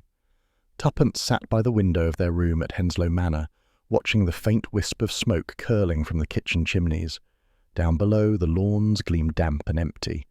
Tommy appeared behind her, fastening his cufflinks with the leisurely precision of a man pretending not to worry. "Well," he said, "another day of genteel deceit ahead of us. How's our hostess?" "Pale, haunted, and pretending otherwise," Tuppence replied. "I found her in the library last night, clutching that photograph as if it were an alibi." "She tell you anything new?" "Only that someone poisoned Bristow to save her." Tommy frowned. "Noble murder, my least favourite kind. I suppose we'll be expected to sympathise." "Not at all," said Tuppence crisply. "We'll be expected to find the truth. Sympathy is optional." She rose, smoothing her skirt. "I'm going into the village. The chemist might be more talkative in daylight." "I'll join you," Tommy said. "Two Beresfords make better conversation than one." The village of Henslow was postcard perfect. Narrow streets, slate roofs, and the faint smell of bread from the bakery. The chemist's shop, however, had an air of hushed secrecy, even among the gossiping charm of its neighbours. Mr. Forsyth looked up as the bell tinkled. "Ah, Mr. and Mrs. Beresford. More questions about the teapot, I presume?" "About what went into it," said Tuppence cheerfully. "You mentioned digitalis. I wondered, who purchased it recently?" The chemist adjusted his spectacles. "Digitalis isn't something we sell lightly, Mrs. Beresford, but I do keep a register." He fetched a thick ledger and turned its pages with the slow care of a man performing a ritual. "There," he said, pointing. 3 weeks ago. Dr. James Latham. Standard dosage prescribed to Lady Agatha Henslow." Tommy's eyebrows rose. Lady Agatha? For heart palpitations, Forsyth said. She's taken it on and off for years, though I was surprised to see the prescription renewed. She hadn't ordered in months. Was it delivered here? No, collected by the doctor himself. Tuppence thanked him and slipped a coin discreetly onto the counter. Outside, she and Tommy paused on the pavement. So, Tommy murmured, the doctor obtained the poison himself, quite legally too. Tuppence nodded. And if Lady Agatha never took that dose, we must ask who did. They walked back toward the manor, the crisp air sharpening their thoughts. When they reached the gates, Tuppence stopped abruptly. "Tommy, do you smell that?" he sniffed. "Nothing extraordinary. Coal smoke." "Exactly. But the manor's fires were out when we left. Someone's burning something." They followed the path round to the garden and saw it. Faint grey smoke curling from the old brick incinerator near the stables. Evelyn stood beside it, shivering, though the morning was mild, feeding papers into the flames with trembling hands. Tuppence's voice cut through the air. "A curious time for gardening, Miss Evelyn." The girl spun round, her face pale, eyes red-rimmed. "It's nothing. Old bills, letters." Tommy stepped closer. "Whose?" She hesitated, then lifted a half-charred scrap. The writing was still legible. "My dear Arthur." "Your uncle's letters," said Tuppence quietly. "From Bristow." Tears sprang to the girl's eyes. He wrote to Aunt Agatha. Hateful letters, threatening to expose Uncle's dealings in the East. She couldn't bear to keep them. I thought if I destroyed them, it might end it all. "End what, exactly?" asked Tuppence. "The gossip, the fear, Aunt Agatha's shame." Tommy said gently, "And yet Bristow died before you burned them, so someone else ended it sooner." Evelyn's breath caught. "I didn't know he'd die. I only meant to frighten him."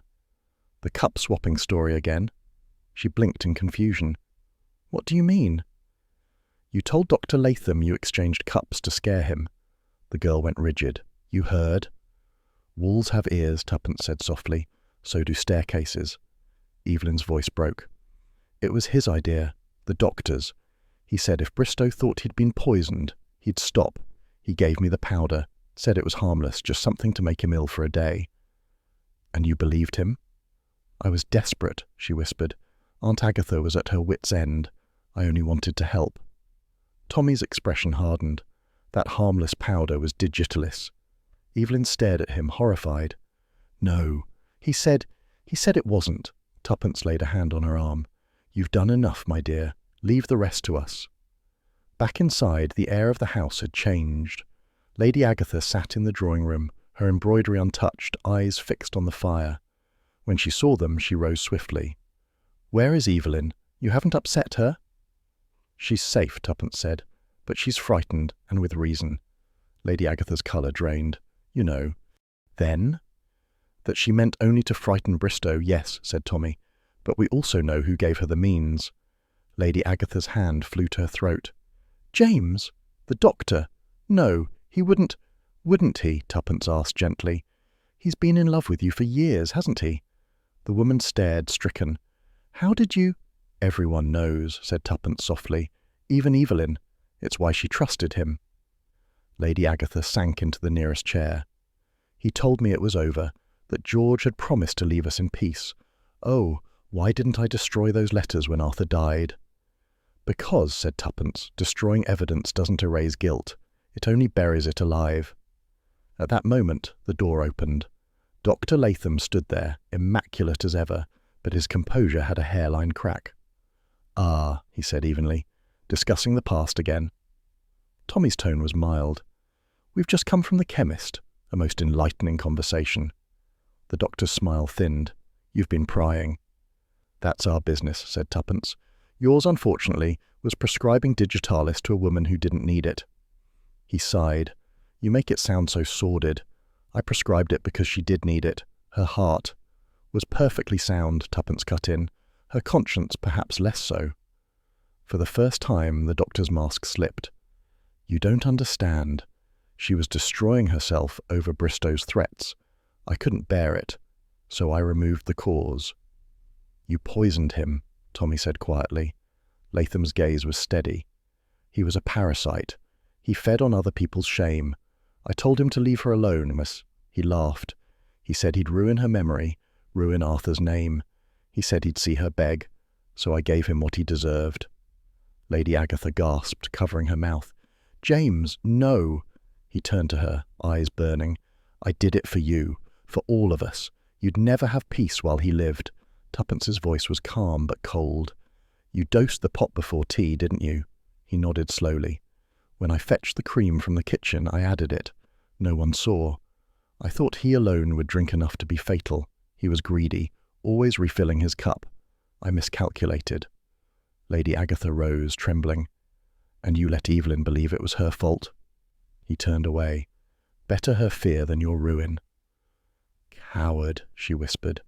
The doctor's hand twitched toward his coat pocket, then dropped. You can't prove it. There's nothing left. No teapot, no spoon. Tuppence's eyes glinted. Ah, but there is. She crossed to the cabinet and lifted the wrapped teapot from its resting place. I had it sealed and sent for analysis. There are traces of the compound still within, and the missing teaspoon. It was never lost, merely hidden. She reached into her handbag and drew out the small, tarnished spoon. Under the lining of Lady Agatha's writing desk. A clever hiding place, Doctor, but not clever enough. Latham stared, face pale as chalk. You planted it. Tuppence smiled faintly. No need. You left your fingerprints. For a moment he looked almost relieved. Then slowly he straightened. So that's it then. He turned to Lady Agatha. I'd have done it again, you know. For you. Her voice broke. Then you never knew me at all. He laughed softly, almost kindly. Perhaps not, but I knew what you needed. Freedom. Even if you'd never ask for it. Tommy moved toward him. Enough speeches, Doctor. You'll have plenty of audience at the magistrate's. But Latham shook his head. No courtroom for me. Before either could move, he pulled a small vial from his pocket and drank. The bottle fell, shattering on the carpet. Lady Agatha screamed. Tuppence dropped to her knees, checking his pulse, but the stillness was already there. His face relaxed, eyes open to some distant horizon neither pity nor law could reach. Tommy looked away. Digitalis again? Tuppence nodded grimly. He believed in symmetry. Hours later, the manor felt hollow, like a shell emptied by the tide. Lady Agatha sat by the fire, silent tears tracing her face. Evelyn knelt beside her, clutching her hand. Tuppence stood at the window, watching the dusk settle over the gardens. Tommy joined her quietly.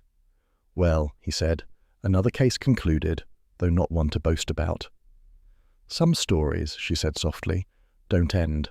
They just stop when everyone's too tired to lie any more. He nodded. What will happen to them? Evelyn will recover. Lady Agatha, perhaps never. Some poisons linger where no antidote can reach. They stood in silence for a moment, listening to the crackle of the fire. Then Tuppence turned.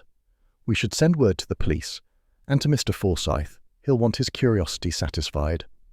Tommy smiled faintly. You have an odd sense of closure, my dear. She met his gaze, eyes weary but bright. Closure is just another word for turning the page, Tommy. The past never really closes. It just becomes history. He slipped an arm around her shoulders. Then let's hope history forgets this one, she sighed. It won't, not while that teapot exists. Her eyes drifted toward the iron vessel on the mantel, gleaming dully in the firelight. The dragon's coiled form seemed almost to move, as though still guarding the secrets it had once carried.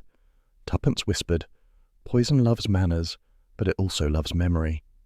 Tommy glanced at her. Meaning? Meaning, she said. We should take care what we serve, and what we choose to swallow.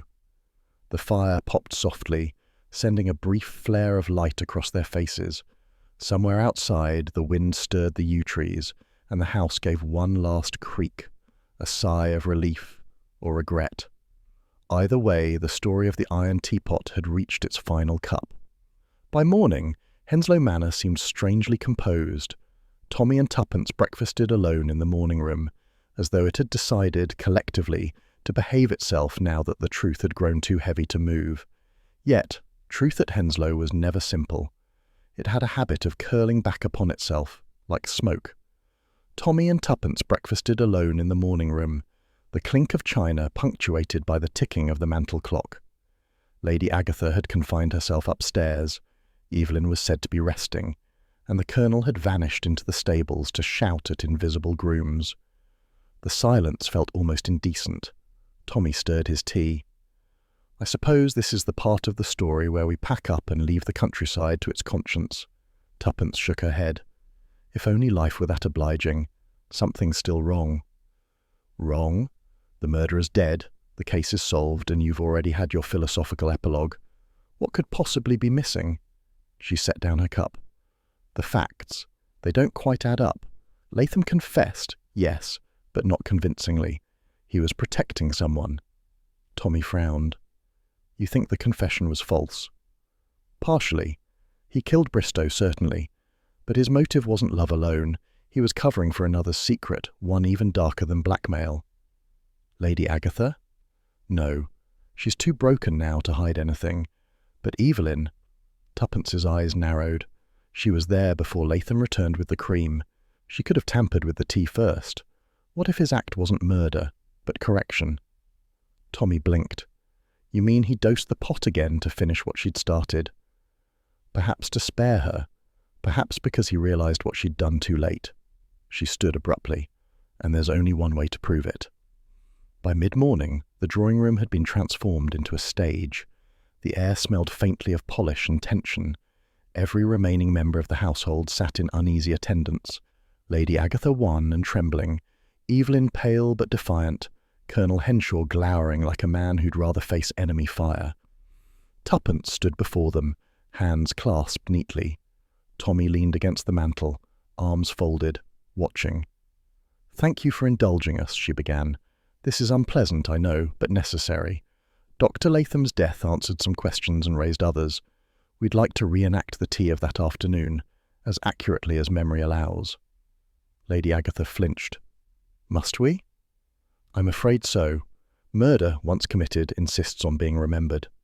She nodded to Tommy, who set out a silver tray bearing cups, saucers, and the infamous iron teapot, now emptied, scrubbed, but still faintly menacing in its dull sheen.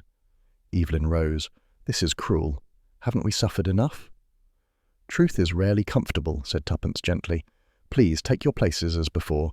You beside Mr. Bristow, Colonel opposite, Lady Agatha here by the hearth." The Colonel muttered, "This is theatre." "Precisely," said Tommy, "and like all good theatre, it reveals character." Reluctantly they obeyed. Tuppence began to pour imaginary tea, her movements graceful, precise. "Lady Agatha, you served first." "Yes," the older woman whispered. "I filled each cup." "Then left the room to fetch the cream. Evelyn, you remained?" The girl nodded. "Yes, Aunt asked me to mind the tray." Tuppence turned to her. "And Bristow, he made some remark?" Evelyn's lips tightened. "He mocked her. Said my uncle's fortune was built on deceit. He laughed. I told him he had no right, that he was filth." "And you touched the teapot?" Her gaze flickered. "Only to move it aside." "Using the spoon?" She hesitated too long. "Perhaps. I don't remember." Tuppence stepped closer. "You do, because you dropped it. A servant later swept the shard from the floor. But you'd already replaced the spoon, another one, identical from the cabinet. That's why the fingerprints on the missing spoon were Latham's alone. He took it later to hide your mistake." Evelyn rose, trembling. "No, he never said— I didn't mean—" Lady Agatha's voice broke through, sharp as glass. "Evelyn, what have you done?" The girl turned, tears streaking her cheeks. "He deserved it, Aunt. He destroyed Uncle's name, threatened to ruin us all. I thought a little dose, just enough to make him ill, would frighten him off. Dr. Latham gave me something mild, he said, but it wasn't mild. It killed him." The confession hung in the air like smoke. Tuppence's voice softened. "Latham realized too late what you'd done. He took the blame upon himself, poisoned the pot again, made it look deliberate so your accident would be hidden by his crime. That's why he confessed, not for love but for penance." Lady Agatha sank back into her chair, face buried in her hands. The Colonel muttered something inaudible, his jaw tight with grief or fury. Evelyn sobbed. "I never meant— I only wanted peace." Tuppence looked at her gently. "Peace bought with poison rarely lasts, my dear." The rest of the morning passed in solemn arrangements. Tommy telephoned the local inspector, who promised to come discreetly. Lady Agatha insisted that Evelyn not be taken away until after luncheon. Tuppence agreed. Compassion was sometimes the most strategic virtue. When the inspector arrived, a solid man named Reeves, polite but unimpressed, he listened to the summary with raised brows. "So, the doctor took the fall, eh? Brave of him. Foolish, too." "He loved her," Tuppence said simply. Reeves sniffed. "Love's the only motive that never improves with use." He took Evelyn's statement quietly, then escorted her to the constable's car, waiting by the gate. Lady Agatha clung to her niece before she left, whispering something neither detective caught. As the car rolled away, Tommy exhaled, and so the curtain falls, again. "Not quite," Tuppence said softly. "There's still Lady Agatha." That afternoon the two of them found her in the library, the fire burning low despite the warmth of the day. The iron teapot sat on the mantel, gleaming faintly in the dim light. "I suppose I should thank you," she said without turning. "You've untangled the web, though it feels less like salvation than exposure." "We didn't come for thanks," said Tuppence gently, "only to say goodbye." Lady Agatha rose, moving to the window. "Evelyn is all I had left of family. Now she'll be branded, and I shall be remembered as the woman around whom men and girls alike went mad." Tommy's voice was kind. "The truth is rarely flattering, Lady Agatha, but it's lighter to live with than lies." She turned, her eyes shining with a strange calm. "You're very sure of that, Mr. Beresford. I'm not." There was a pause, then she smiled faintly. "Would you do something for me? One last cup of tea, properly this time. No riddles, no poison, just civility." Tuppence hesitated, then nodded. "If you wish." Lady Agatha poured from a porcelain pot, not the iron one. Her hands were steady, her manner serene. They drank in silence. When the cups were empty, she looked at Tuppence. "You were right. Poison does love manners, but so does confession." Before either could reply, she added softly, "I've written to the magistrate. I'll take responsibility for everything. Evelyn is young. The blame is mine to bear." Tommy began to protest, but she silenced him with a gentle motion. "Please, leave it. The past was mine long before you arrived." Tuppence rose, understanding. "You mean to end it?" "Endings are tidier than continuations," she said with a faint smile. "Tell the inspector I preferred tea to trial." They left her then, reluctantly, walking out onto the terrace. The afternoon sun was bright on the gravel, the air heavy with lilac. 15 minutes later, a scream tore through the house. When they rushed back inside, Lady Agatha lay slumped beside the hearth, the porcelain teacup shattered beside her. The smell of almonds lingered faintly, unmistakable. Tuppence knelt, checking for a pulse she knew she wouldn't find. "Cyanide," she whispered. "Clean. Swift." Tommy closed his eyes. She couldn't bear the aftermath. "She couldn't bear the mirror," Tuppence said softly. "Guilt is a cruel reflection."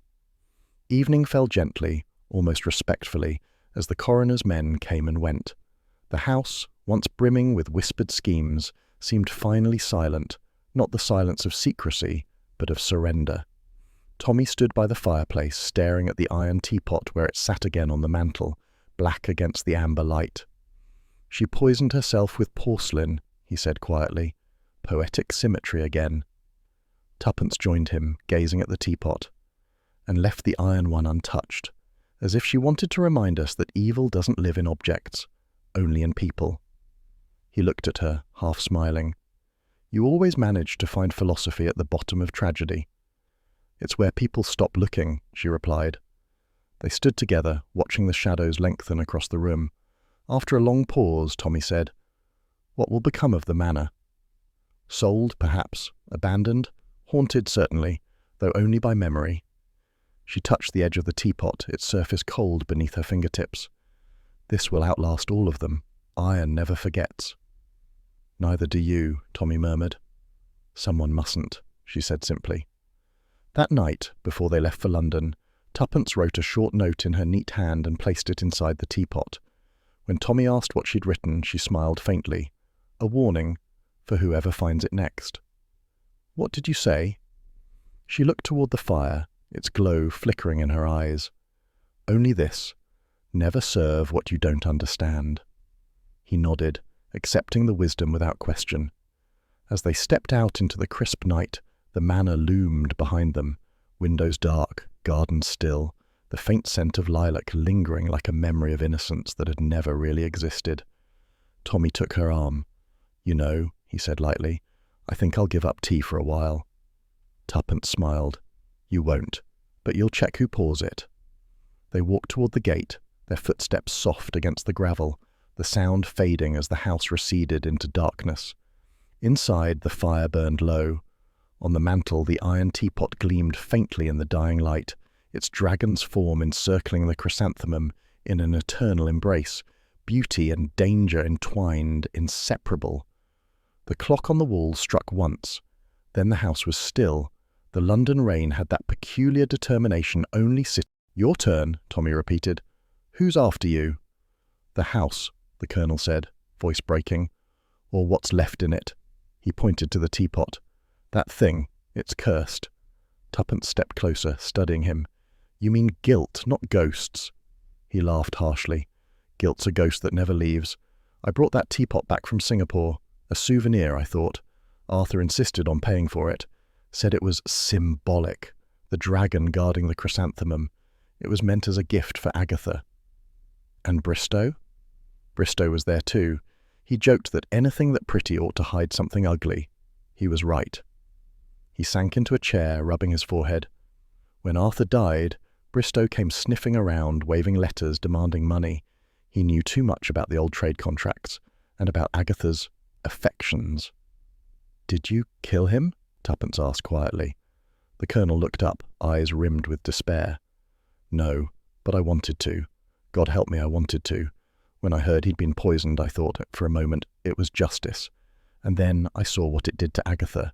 Justice never looks the way one expects." He rose suddenly, pacing. "I thought it was over after the doctor died.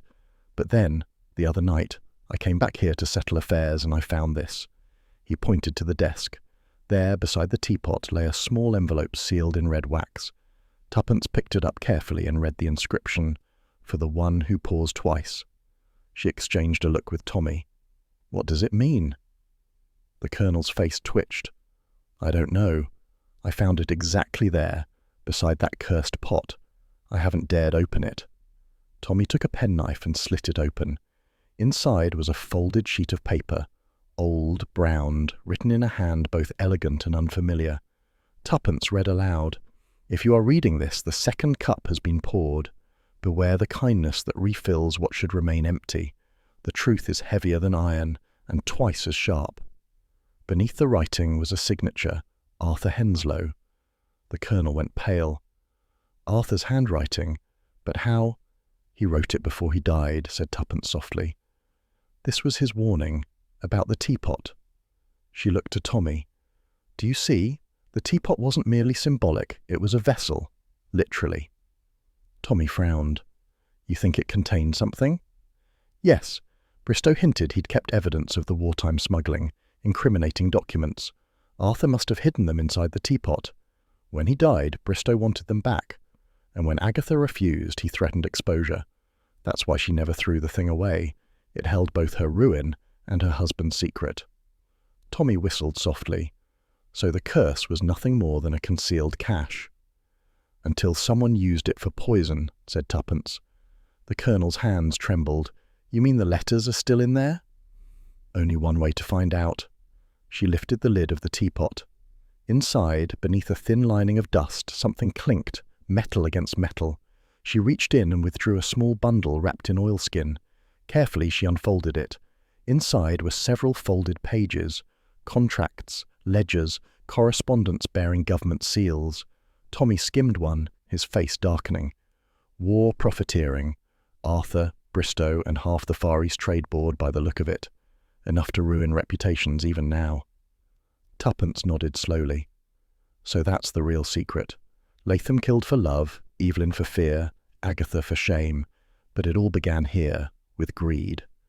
The colonel's voice was hoarse. "And now it ends with me." He reached for the papers, but Tuppence stopped him. "No, you've done enough hiding. These go to the authorities." He stared at her, then laughed bitterly. "You don't understand. You can't fight a ghost with paperwork." Before she could answer, the candle flickered violently. then went out.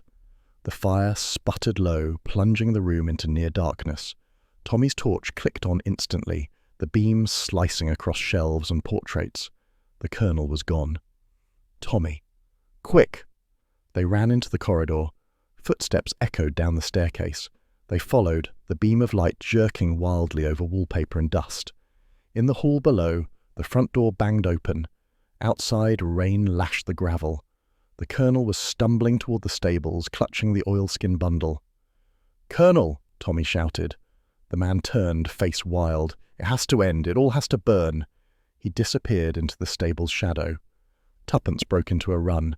By the time they reached the doorway, the air inside was already thick with smoke. The Colonel stood beside a pile of hay, the papers blazing in his hands. "Stop!" Tommy shouted. "You'll kill yourself." The Colonel looked at him, eyes oddly peaceful. "Justice, Beresford, the only kind that fits the crime."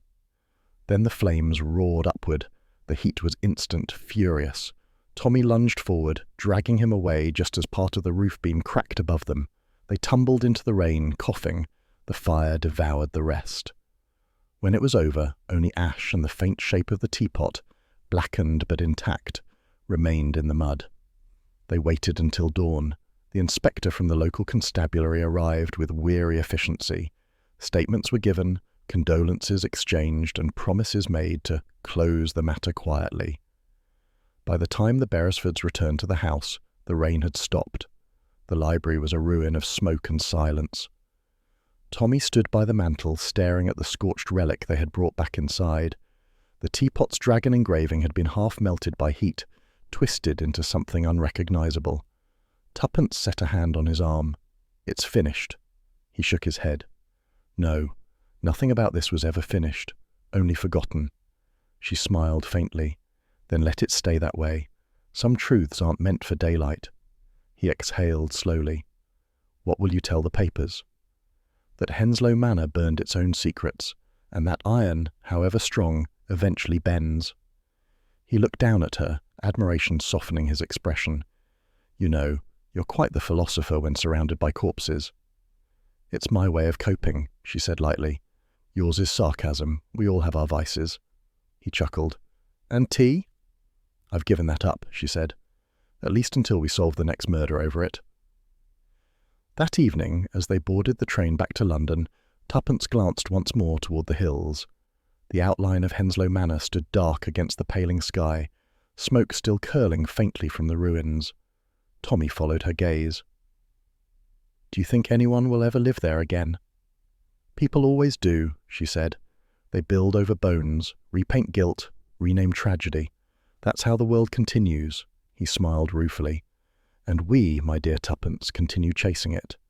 She leaned her head against his shoulder. "Better that than letting it catch us." The train whistle blew, long and low, like the sigh of the past surrendering to motion. As the carriage rolled forward, Tuppence reached into her handbag. From its depths, she withdrew a small folded scrap, the note that had summoned them. She studied it a moment, then tucked it into her book. "No signature," she murmured. "Just like guilt, anonymous, but personal." Tommy squeezed her hand. "Let's leave it behind." The rhythm of the wheels filled the silence, steady and final. Behind them, the manor and its iron secret receded into memory. Another riddle solved, another tragedy catalogued in the quiet annals of English tea tables. The dragon and the chrysanthemum, melted together forever, gleamed faintly in the first light of dawn. The London rain had that peculiar determination only city weather could muster, steady, impartial, and entirely uninterested in human affairs. Tommy and Tuppence Beresford had been home 3 days, long enough for domestic normality to start creeping back in through the cracks left by Henslow Manor. Yet neither of them mentioned the case aloud. It hovered between them like an unfinished sentence. On the morning of the 4th day, the post arrived with its usual mixture of bills, circulars, and the faint whiff of someone else's perfume. Tommy sorted through the envelopes lazily until one caught his attention. Thick paper, cream-coloured, no return address.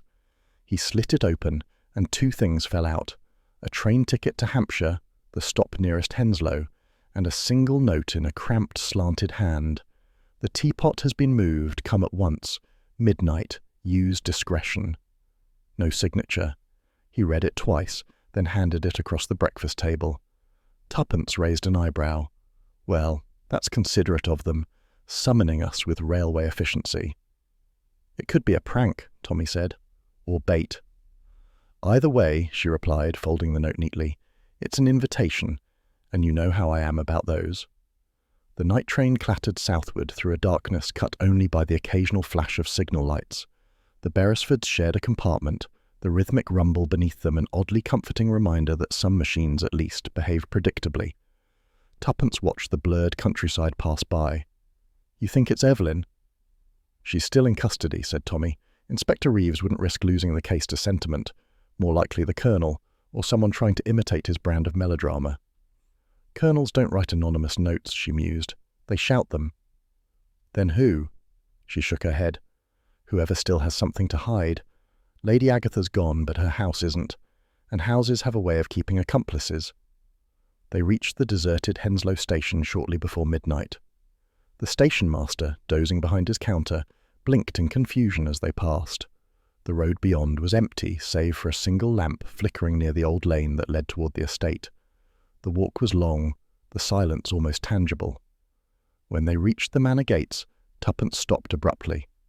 "Tommy," she whispered, "look." The iron gates were unlatched, hanging slightly ajar, and beyond them the faintest light pulsed from one of the upper windows, the library. "Well," said Tommy softly, "someone's keeping late hours." "Or keeping watch," Tuppence murmured. They entered quietly. The gravel crunched beneath their feet with the self-consciousness of noise where none belonged. The front door was unlocked. Inside, the hall smelled faintly of dust and extinguished fire. Tuppence's hand found the small torch in her coat pocket. The beam caught the edges of portraits, stair rails, and the gleam of the grandfather clock's brass pendulum. The silence was total. Then came a sound, soft, deliberate, a footstep from upstairs. Tommy's eyes met hers. "The library?" She nodded. They climbed slowly, the torch beam steady but low. At the top of the landing, the library door stood slightly open, the same faint glow spilling through the crack. Tommy pushed it open. The fire was burning low, throwing shadows that danced across the shelves. On the desk lay the iron teapot, unmistakable in its dull gleam. A single candle flickered beside it, and beside the desk, motionless, stood Colonel Henshaw. He turned at the sound of their entry, eyes wild, face glistening with sweat. "You shouldn't have come." Tuppence's tone was calm. "You sent the note." "I had to," he said hoarsely. "It's gone too far. They're all dead because of it. Arthur, Bristow, Agatha, and now it's my turn. I can feel it." "Your turn?" Tommy repeated. "Who's after you?" "The house," the Colonel said, voice breaking. "Or what's left in it." He pointed to the teapot. "That thing, it's cursed." Tuppence stepped closer, studying him. "You mean guilt, not ghosts." He laughed harshly. "Guilt's a ghost that never leaves. I brought that teapot back from Singapore. A souvenir, I thought. Arthur insisted on paying for it. Said it was symbolic, the dragon guarding the chrysanthemum. It was meant as a gift for Agatha." "And Bristow?" Bristow was there too. He joked that anything that pretty ought to hide something ugly. He was right. He sank into a chair, rubbing his forehead. When Arthur died, Bristow came sniffing around, waving letters demanding money. He knew too much about the old trade contracts, and about Agatha's affections. "Did you kill him?" Tuppence asked quietly. The Colonel looked up, eyes rimmed with despair. "No, but I wanted to. God help me, I wanted to. When I heard he'd been poisoned, I thought, for a moment, it was justice. And then I saw what it did to Agatha. Justice never looks the way one expects." He rose suddenly, pacing. "I thought it was over after the doctor died. But then, the other night, I came back here to settle affairs and I found this." He pointed to the desk. There, beside the teapot, lay a small envelope sealed in red wax. Tuppence picked it up carefully and read the inscription, "For the one who pours twice." She exchanged a look with Tommy. "What does it mean?" The Colonel's face twitched. "I don't know. I found it exactly there beside that cursed pot. I haven't dared open it." Tommy took a penknife and slit it open. Inside was a folded sheet of paper, old, browned, written in a hand both elegant and unfamiliar. Tuppence read aloud, If you are reading this, the second cup has been poured. Beware the kindness that refills what should remain empty. The truth is heavier than iron and twice as sharp. Beneath the writing was a signature, Arthur Henslow. The colonel went pale. Arthur's handwriting? But how? He wrote it before he died, said Tuppence softly. This was his warning, about the teapot. She looked to Tommy. Do you see? The teapot wasn't merely symbolic. It was a vessel, literally. Tommy frowned. You think it contained something? Yes. Bristow hinted he'd kept evidence of the wartime smuggling, incriminating documents. Arthur must have hidden them inside the teapot. When he died, Bristow wanted them back, and when Agatha refused, he threatened exposure. That's why she never threw the thing away. It held both her ruin and her husband's secret. Tommy whistled softly. So the curse was nothing more than a concealed cache. Until someone used it for poison, said Tuppence. The colonel's hands trembled. You mean the letters are still in there? Only one way to find out. She lifted the lid of the teapot. Inside, beneath a thin lining of dust, something clinked, metal against metal. She reached in and withdrew a small bundle wrapped in oilskin. Carefully, she unfolded it. Inside were several folded pages, contracts, ledgers, correspondence bearing government seals. Tommy skimmed one, his face darkening. War profiteering. Arthur, Bristow, and half the Far East Trade Board by the look of it. Enough to ruin reputations even now. Tuppence nodded slowly. So that's the real secret. Latham killed for love, Evelyn for fear, Agatha for shame, but it all began here, with greed. The colonel's voice was hoarse. And now it ends with me. He reached for the papers, but Tuppence stopped him. No, you've done enough hiding. These go to the authorities. He stared at her, then laughed bitterly. You don't understand. You can't fight a ghost with paperwork. Before she could answer, the candle flickered violently, then went out. The fire sputtered low, plunging the room into near darkness. Tommy's torch clicked on instantly, the beams slicing across shelves and portraits. The colonel was gone. Tommy. Quick! They ran into the corridor. Footsteps echoed down the staircase. They followed, the beam of light jerking wildly over wallpaper and dust. In the hall below, the front door banged open. Outside, rain lashed the gravel. The colonel was stumbling toward the stables, clutching the oilskin bundle. "Colonel!" Tommy shouted. The man turned, face wild. "It has to end. It all has to burn." He disappeared into the stable's shadow.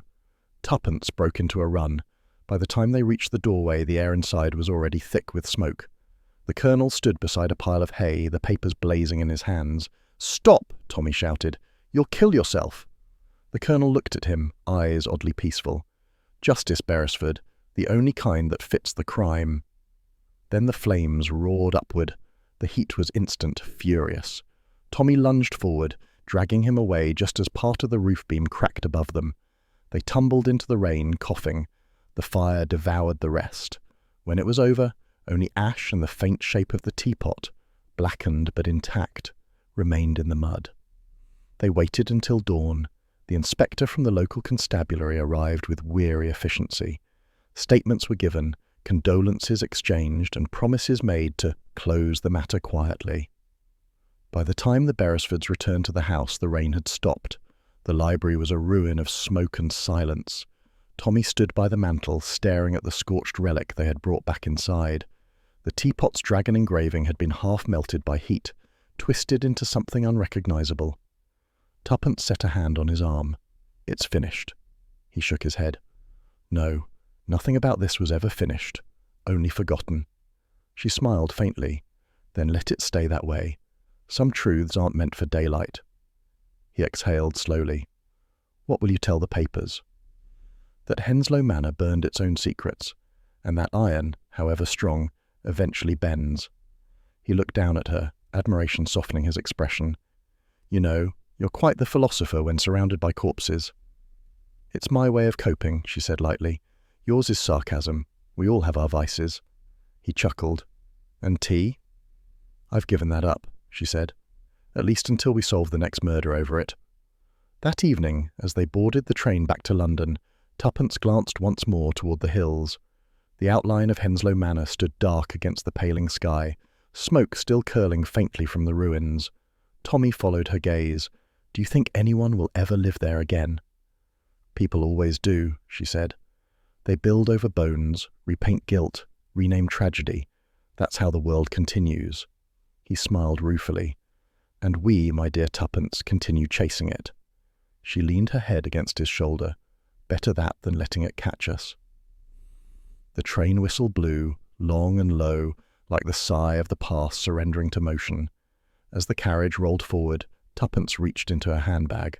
From its depths she withdrew a small folded scrap, the note that had summoned them. She studied it a moment, then tucked it into her book. "No signature," she murmured. "Just like guilt, anonymous but personal." Tommy squeezed her hand. "Let's leave it behind."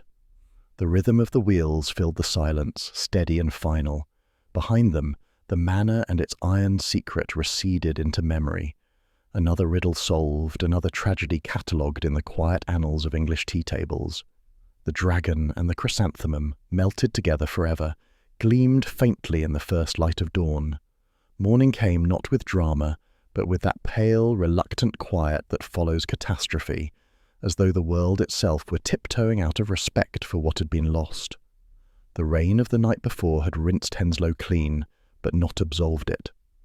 The manor stood ghostly in the washed sunlight, its chimneys breathing faint wisps of smoke, its windows hollow-eyed.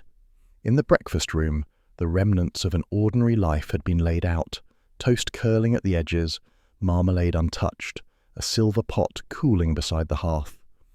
But it was the iron teapot, black and unyielding, that drew every gaze. Even dulled by soot and time, it seemed to brood upon the table, as though it alone remembered what the living wished to forget. Tuppence stood by the window, watching a constable's motor-car idle in the gravel drive. Evelyn sat inside it, pale as a snowdrop, her hands folded tightly in her lap. The constable closed the door gently, an almost merciful gesture, before the car rolled away toward the village. Lady Agatha watched from the staircase, one gloved hand gripping the banister. Her face was composed now, too calm. Grief had passed into something quieter, resignation perhaps, or the brittle poise of someone determined to shatter no further. Tuppence crossed to her. "You shouldn't stand," she said softly. "You need rest." Lady Agatha shook her head. "Rest is for the innocent, Mrs. Beresford. The rest of us must go on remembering."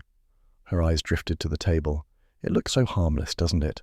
A teapot, the sort of thing one buys to make life gentler. I should have known better. Iron never forgives." Tuppence followed her gaze. "No," she said.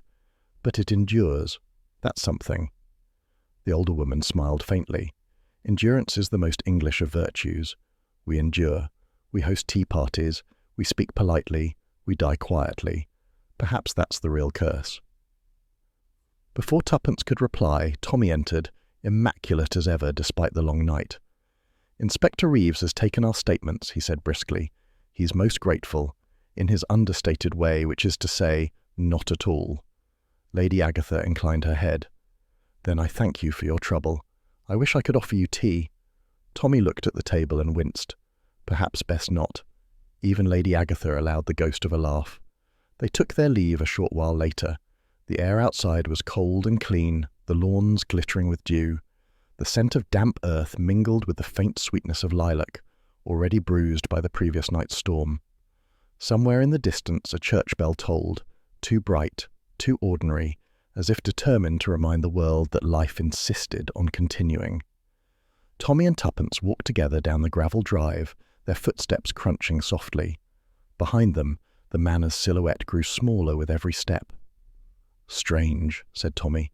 "You'd think after all that I'd feel triumphant. Case solved, truth uncovered, villain dead. But I don't. I feel—" "Unwashed?" Tuppence suggested. "Exactly." She smiled faintly. "That's because this wasn't a case, Tommy. It was a slow decay, the kind people live with for years until one day it collapses. We didn't solve it so much as sweep up what was left." He nodded thoughtfully. "Perhaps you should put that on our business cards. Beresford and Company, specialists in emotional debris." Tuppence chuckled, though her eyes remained distant. "You know, when Lady Agatha said iron never forgives, I thought she meant the teapot, but I think she meant herself." Tommy sighed. "People do love their metaphors. Still, I'm glad to leave it behind. Tea's meant to be comforting, not criminal. Tell that to the British Empire, she said dryly. He grinned. I was thinking of telling it to our landlady instead. She makes tea like motor oil. Tuppence laughed, the sound brief but genuine. Then perhaps we should try coffee for a while, or whiskey, less sentimental. He offered her his arm as they reached the gate. My dear Tuppence, sentiment is the only thing that keeps civilization afloat. That and well-timed exits. They passed through and the village came into view, cottages neat as biscuits, smoke rising from chimneys, the butcher's boy whistling down the lane as though murder had never existed. Life, resilient as weeds, had already begun reclaiming its ordinary rhythm. Tuppence glanced back one last time. The manor's upper windows caught the sunlight flashing like signal mirrors, brief, bright, and gone. Do you think anyone will ever live there again? Of course, Tommy said. People always return to the places that hurt them. It's human nature, nostalgia for punishment. That's a bleak philosophy, even for you. He shrugged. Comes with middle age. That and indigestion. They turned onto the village road, their pace slowing as they passed the green where a few early risers were setting up stalls for the weekly market. The clatter of crates and the gossip of vendors carried on the morning air. Normality had reasserted itself with remarkable efficiency. A woman selling flowers called out cheerily, "Good morning, sir. Lovely day for a bit of colour?" Tommy smiled, tipping his hat. "Depends on the colour. I'm partial to something less poisonous." The woman blinked, puzzled, then laughed uncertainly as they moved on. At the station, the London train waited, puffing small clouds of steam like a dozing dragon. They boarded, finding their seats in a nearly empty compartment. As the train jolted forward, Tuppence leaned back, her expression thoughtful. It's odd, isn't it, how easily poison seeps through civility. One afternoon tea and suddenly the whole illusion of safety unravels. Tommy looked out the window at the passing hedgerows. Civilization's a thin layer of porcelain, my dear. Crack it, and you find iron underneath. She smiled wryly. You do have a talent for cheerful metaphors. Realism, he corrected. Besides, we've done good work. We exposed a murderer, prevented more tragedy, and even survived the catering. Tuppence turned her head toward him, amusement softening her eyes. And what's your grand conclusion, philosopher? That we should switch to coffee, he said solemnly. She laughed, and for the first time since leaving Henslow the sound didn't echo hollowly. Oh, Tommy, I do hope you never lose your sense of humour. It's the only antidote left. He reached over and took her hand. And you, my dear, must never lose your curiosity. Without it, I'd be forced to take up golf. Now that, she said, would be a tragedy. The train gathered speed. Fields blurred into ribbons of green and gold, the countryside receding into a softer, less haunted distance. Tuppence closed her eyes briefly, letting the motion soothe her. You know, she murmured, every case we solve seems to end the same way, with someone dead and the rest of us drinking tepid tea. That's because human nature never updates its menu, Tommy replied. Same ingredients, same mistakes, only the china changes. She smiled faintly. Then perhaps we should invest in tin mugs. Unbreakable, practical, entirely unsentimental. Suits you. The rhythmic clatter of wheels filled the pause that followed. As the train curved along the line, the sun broke through the clouds, flooding the carriage with a sudden brilliance that seemed almost indecent after so much gloom. Dust motes danced in the light, and for a fleeting moment everything felt newly minted, clean, alive, ready to begin again. Tuppence watched them, her voice soft. Do you ever think, Tommy, that perhaps that's all our work really is, washing yesterday's sins so tomorrow can start fresh? He smiled. Possibly, though I'd prefer a stronger detergent next time. She laughed quietly, turning to look out at the sunlight. Then let's make a pact. Our next case must involve less tea and more sunshine. Agreed, he said, pulling his hat low over his eyes. But knowing us, we'll probably stumble into a séance in Surrey or a corpse in Cornwall before we've unpacked. That's what I'm afraid of, she replied, though the affection in her tone betrayed no real regret. As the train rolled into the outskirts of London, the city rising like a patchwork of smoke and stone, Tuppence reached into her handbag and withdrew the last token of Henslow Manor, a small folded note creased from handling. It was the one she had slipped inside the teapot before they left. "Never serve what you don't understand." She read it once more, then tore it neatly in half and let the pieces fall into the ashtray. "Best to let it rest," she murmured. Tommy glanced at her. "What was that?" "Just the bill," she said lightly. "All settled now." He smiled, and the train plunged into the tunnel beneath the city, the light outside replaced by reflection, two faces side by side, both a little older, a little wiser, and already waiting for the next summons from fate. The wheels clattered rhythmically, steady and final, as if marking the last line of a story neither of them would quite forget. And somewhere far behind them, in a silent country house where tea had once been poured and lives had curdled, the iron teapot cooled at last, its dragons sleeping, its secrets finally spent. The first proper spring sunlight of the year slanted cheerfully through the Beresford sitting-room windows, picking out the brighter threads in Tuppence's floral curtains and making the brass handles on the sideboard gleam like little medals for good behaviour. London had shaken off its winter sulk at last. Even the traffic outside sounded half optimistic.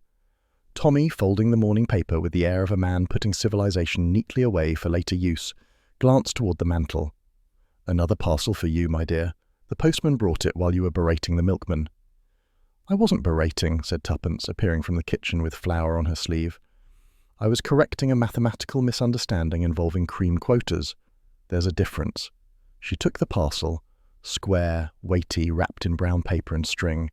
The handwriting on the label was unmistakable. Fine, looping script, faintly tremulous but determined.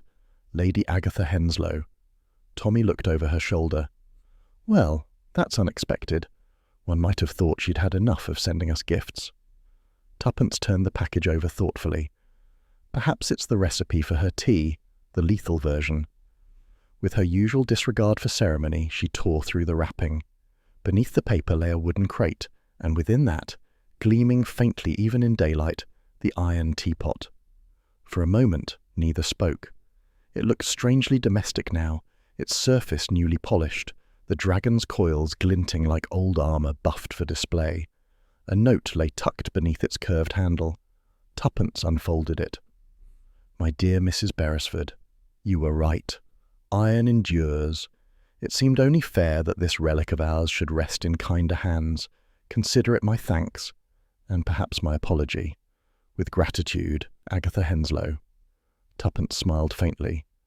"Well," she said, "that settles one thing. It's finally harmless." Tommy eyed it dubiously. "That's what they said about radium." "Don't be melodramatic." She lifted the teapot from its crate. It felt cooler than expected, heavier too, as though memory had weight. Setting it on the sideboard, she surveyed it critically. "I suppose one can't very well make tea in it. It might offend our new insurance policy, but it would make a charming flower pot." Tommy raised an eyebrow. "You'd put tulips in an artifact responsible for 4 funerals and a nervous breakdown?" Tuppence smiled. "Symbolic renewal. The Dutch would approve." He sighed. "Then at least choose red ones. They'll clash nicely with the irony." Later that afternoon, with the post-lunch quiet of Chelsea wrapping itself around the house, Tuppence fetched a small bouquet from the market. Tulips the colour of ripe cherries, their stems still damp from the morning mist. She lined the interior of the teapot with pebbles, humming absently. Tommy watched from his armchair, pipe in hand. "It's a curious trait, you know. Most people, after handling evidence from a murder case, would consign it to a museum. You, however, redecorate with it." "It's called reclaiming evil for domestic use," she replied, arranging the flowers. "A bit of moral gardening." The tulips stood elegantly, their petals catching the late sunlight. For the first time, the teapot looked almost cheerful. "See," she said, stepping back, completely rehabilitated. Tommy opened his mouth to respond and stopped. "Hold on," he said slowly. "What's that glint?" She followed his gaze. A faint sparkle of light winked from the base of the pot, just visible between the pebbles. Tuppence frowned. "Probably a bit of foil from the wrapping." She tipped the flowers aside carefully and reached in. Her fingertips brushed something smooth and cool. She drew it out, and there, resting in her palm, lay a small silver teaspoon. For a moment she simply stared. The handle bore a faint engraving, the same dragon and chrysanthemum motif as the teapot. Tommy let out a low whistle. The missing spoon. I thought that was in the inspector's evidence locker. So did I. Tuppence turned it over. The metal was spotless, polished to a mirror sheen. Someone had cleaned it with care. On its underside, faintly etched, were 3 initials. A.H. Arthur Henslow, she murmured. Not Agatha. Tommy leaned forward. Hidden beneath the base, deliberately. She nodded slowly, which means Lady Agatha knew it was there. He smiled crookedly, and sent it anyway, rather sporting of her. Or rather deliberate, said Tuppence. A parting gesture, perhaps. One more riddle for our collection. Tommy leaned back, exhaling a stream of smoke that curled lazily toward the ceiling. You think there's still a secret buried in all this? There's always one left, she said thoughtfully. Perhaps she found the courage to face her guilt, but not to confess all of it.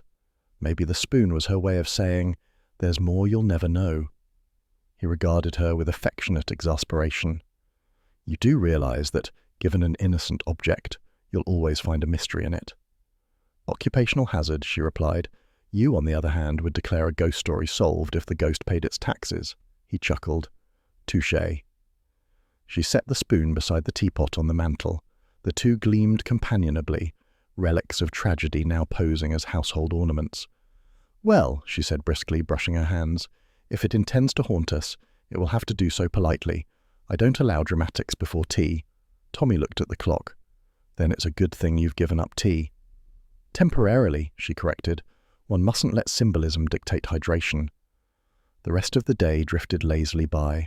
Tommy retreated to his armchair with a detective novel whose plot he had already guessed, while Tuppence sorted correspondence at the writing desk, humming under her breath. The house smelled faintly of tulips and pipe smoke, homely, reassuring, but now and again her eyes flicked toward the mantel.